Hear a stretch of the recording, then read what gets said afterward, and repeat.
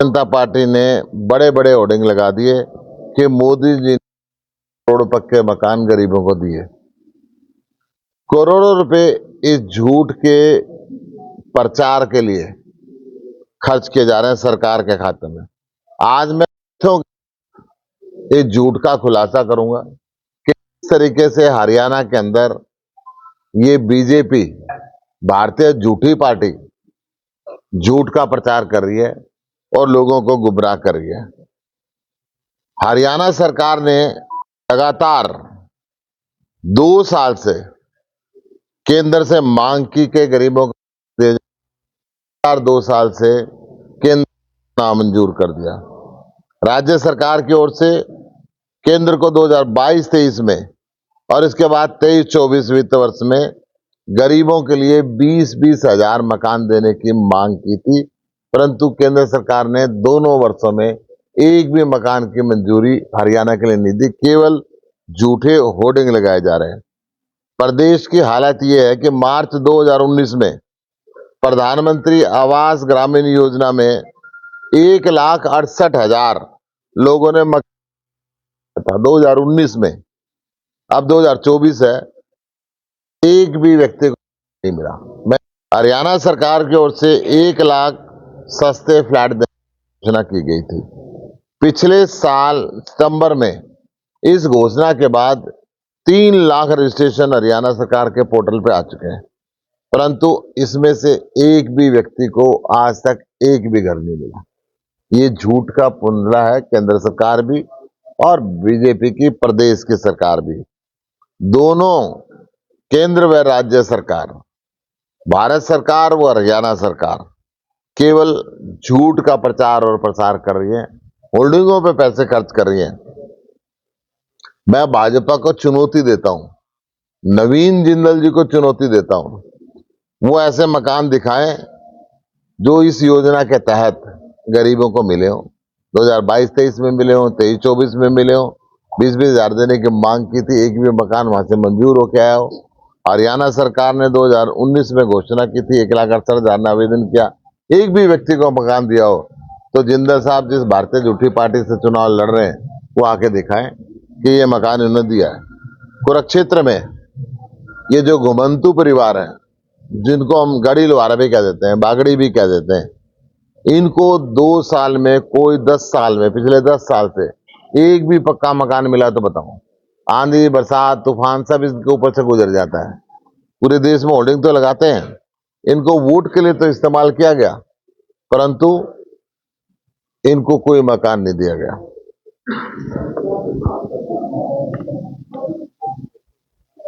मैं ये पूछना चाहता हूं, नवीन जिंदल भी यहां पे सांसद रहे, अभी जो मुख्यमंत्री हैं वो भी यहां से सांसद रहे, इन्होंने इनकी आवाज क्यों नहीं उठाई?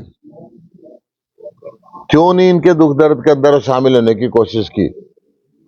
क्यों ये घुमंतु परिवारों को आज तक आए भी रख दिया? ये चुनाव के समय तो हाथ जोड़ के वोट मांगते हैं, परंतु चुनाव में इनके घर पे भी जाते हैं, इनकी जिस गाड़ी के अंदर ये रहते हैं उस पे भी जाते हैं, परंतु चुनाव के बाद इनके पास कोई नजर नहीं आता।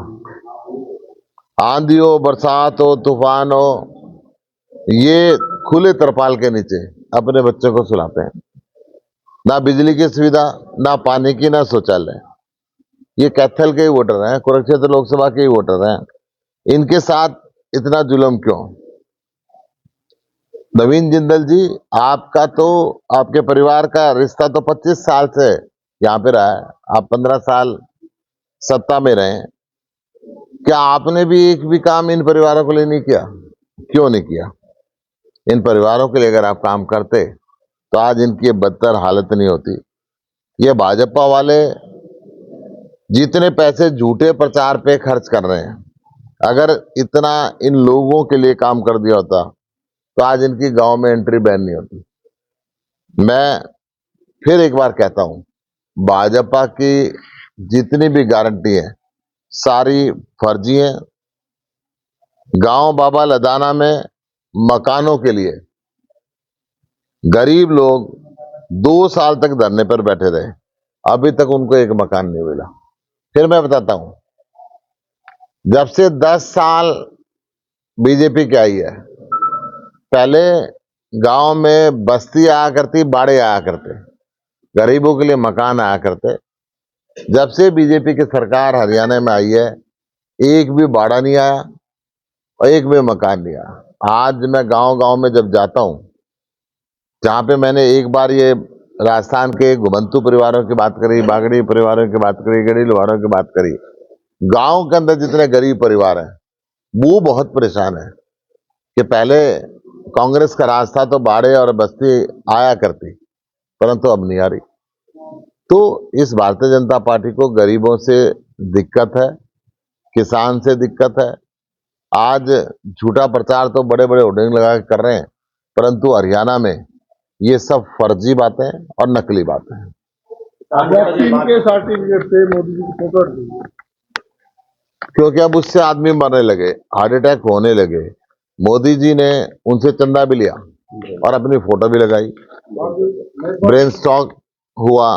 परंतु अब जब एफिडेविट दे दिया उन कंपनियों ने कोर्ट के अंदर कि हाँ जी इसका इफेक्ट है और इसकी वजह से ब्रेन स्ट्रोक और हार्ट की प्रॉब्लम्स होती जा रही हैं और हर घर इसको महसूस कर रहा है, तो अब मोदी जी ने अपनी फोटो हटवा ली। किसान का की बात कर रहे हो, एक प्रत्याशी है वो कह रहे मैं किसान को मेरी लड़ाई लड़ रहा हूँ और जीतूंगा तो भाजपा में नहीं जाऊंगा। ये हमेशा ऐसे ही कहते हैं, परंतु वोट तो इनकी भाजपा को जाती है। राष्ट्रपति का चुनाव हुआ, इन्होंने भाजपा के प्रत्याशी को वोट दी। राज्यसभा का चुनाव हुआ अभी कुछ महीने पहले, जो अंबाला से कार्तिकेय शर्मा हैं, बीजेपी के उम्मीदवार थे, इन्होंने उसको वोट दी। फिर जब जिला परिषद का चेयरमैन का यमुनानगर का चुनाव हुआ तो इन्होंने भाजपा को वोट दी। तो ये झूठ बोलते हैं। गुप्ता जी, पंजाब के पूर्व डिप्टी सीएम अभय चौटाला का नामांकन भरवाने आए थे, तो उन्होंने कहा कि हमारा सीएम तो शराबी है, 5 बजे के बाद कुछ है। देखिए, उस सीएम ने अब हर जगह पानी की इतनी उपलब्धता करा दी है कि मोटर चलाने की जरूरत नहीं पड़ती किसान को। उस सीएम ने बिजली फ्री कर दी, उस सीएम ने पानी फ्री कर दिया, उस सीएम ने हर गांव में मोहल्ला क्लिनिक बना दिया, उस सीएम ने इसको 45,000 नौकरी बिना खर्ची पर्ची के सरकारी नौकरी दे दी। उस सीएम ने वहां के स्कूलों को बेहतरीन कर दिया। उसका नाम है भगवंत मान, खुली चुनौती देता है वो। ये जो मर्जी कहते रहे, इनके डब्बे में अब 4 दाने नहीं रहे।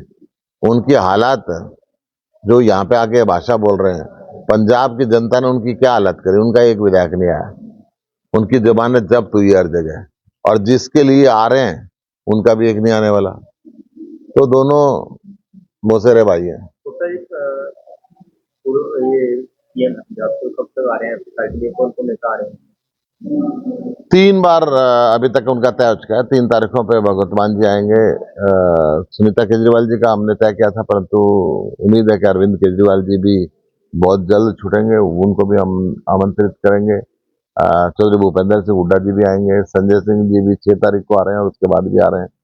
तो अलग अलग नेता आ रहे हैं। कांग्रेस के नेताओं के लिए भी हमने मांग की है कि कांग्रेस प्रेसिडेंट को मैंने लिखवाया कि एक रैली राहुल गांधी जी की और या प्रियंका गांधी जी की एक रैली यहाँ पे कुरुक्षेत्र लोकसभा के अंदर दें, और अरविंद केजरीवाल जी अगर जेल से छूटते हैं तो वो यहाँ पे जरूर आएंगे, और मेरी प्रयास होगा कि बार से ज्यादा बार आएंगे। जी, सोने के साथ ठगी करने वाला एक और ठग जो है कल भाजपा में शामिल हुआ है, काला पाई, क्या कुछ कहना चाहेंगे?